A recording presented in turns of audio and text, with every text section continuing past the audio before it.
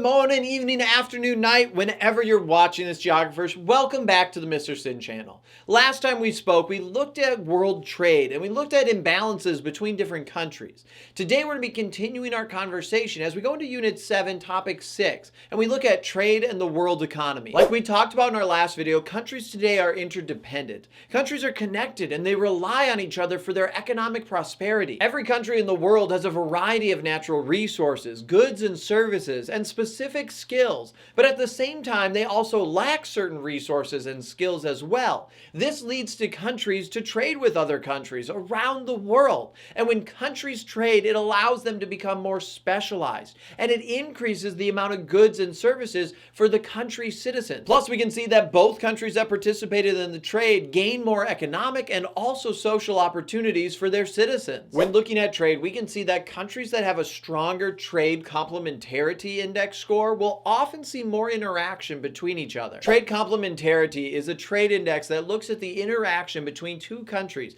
that provide goods and services or resources to meet the needs, wants, and demands of another country. We can see this, for example, when looking at the United States and oil. The United States needs a lot of oil to support the American economy, and the United States imports oil from around the world. Canada is the largest foreign supplier of crude oil to the United States. We can see that the United States has a need for crude oil and Canada has a supply to fill that need. Another reason why countries trade is because of comparative advantage. Every country, business, and person is better at certain tasks compared to other people. When countries are more efficient at producing a product over another country, they have a comparative advantage. Countries that have a comparative advantage in the production of a certain good should produce that good and trade with other countries. This allows them to maximize their efficiency. When countries trade with other countries, it allows them to specialize more, and it allows them to gain more access to different goods and services. This can increase the standard of living in a country and lead to economic prosperity. We can see that countries today are involved in complex trade networks that can lead to economic opportunities, but at the same time can also lead to trade disputes. For example, you might have heard how the United States and China have a trade deficit, and how the United States and China have been using tariffs to try and balance the scale. But what does this actually mean? Well, when you hear that the United States has a trade deficit with China, what that means is the United States purchases more goods from China than China purchases from the United States. Many economists argue that trade deficits aren't the end of the world, since we participate in these trade deals voluntarily.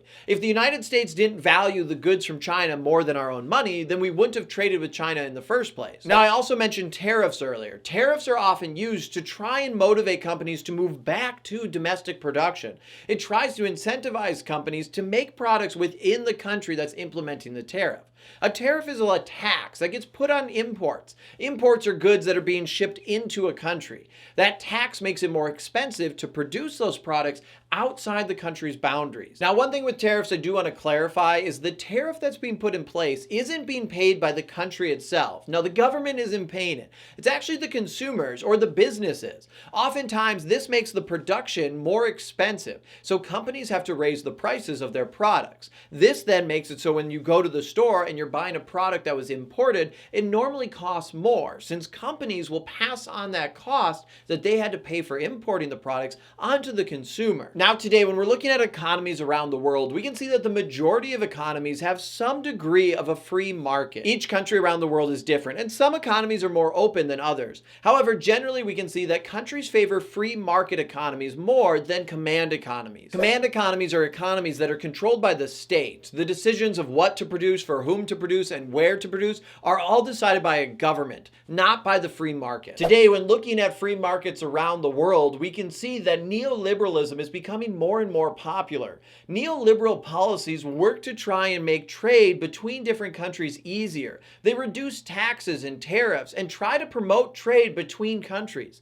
These policies favor free market economies with privatization over business instead of government-controlled economies. We can see that supranational organizations around the world have been created with neoliberalism policies in mind. Agreements like NAFTA, now the USMCA, which seek to bring free trade between Mexico, Canada, and the United States, or the European Union, which created free trade between countries that are part of the Union, all facilitate trade between different countries. We could look at the impact of the World Trade Organization, which seeks to promote globalization and free trade around the world, Or we could see the impact of the International Monetary Fund, which seeks to create financial stability around the world and facilitate international trade and sustainable economic growth for countries all over the globe. This focus on international trade, globalization, and supranational organizations has led to a higher standard of living for people all over the world. We've seen more goods and services become accessible to countries all over, along with new innovations that have driven more economic growth and prosperity. However, at the same time, this newly connected world also has some drawbacks. Economies today are supremely connected, and what happens in one country now can have a ripple effect on the entire global community. For example, in 2008, the world saw the global financial crisis, which diffused throughout the world, impacting almost every country's economy in the entire world. At the same time, we could also look at 2020 with COVID-19, starting off originally in China, diffusing throughout the world. As the virus spread, economies shut down, and we saw shortages around the world because our newly connected world relied on these supply chains. Countries' productions now are directly connected, and when the economy and production facilities in one country shuts down, it has a ripple effect on the rest of the global community. We could also look at 2021 when the Suez Canal was blocked by a cargo ship. The blockage ended up costing global trade somewhere between the ballpark of $6 billion and $10 billion a week, due to the Suez Canal being a significant choke point for global trade. Every single day, over 12% of global trade goes through the canal, and when that choke point was blocked, we saw major implications for the world economy. Today, we can see that trade and the world economy impacts every level of society. On the local scale, we can see workers and small businesses are no longer just competing for jobs and business within their own communities and their own towns.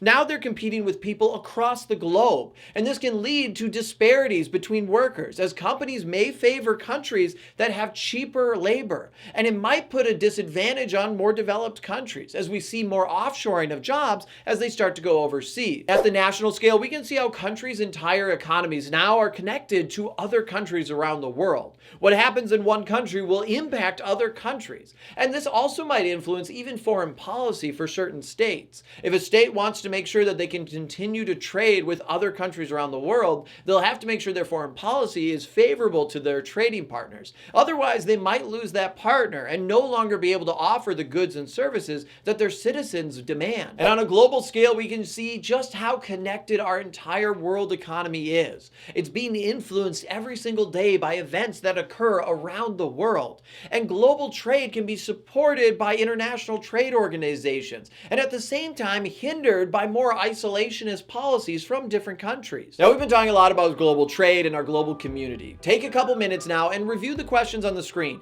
Answer the practice questions and check your answers in the comment section below. And while you're down there checking your answers, don't forget to hit that subscribe button. It's free. You can always change your mind later. It's a great way to support the channel, and make sure you don't miss out on future topic review videos. And if you do need a little bit more help in AP Human Geography, consider checking out the Mr. Sinn Discord or my ultimate review packet. Both resources are great. There's a link in the description, and it'll help you get an A in your class and also a 5 on that national exam. Thank you so much for watching the video, geographers. I'm Mr. Sinn, and until next time, I'll see you guys online.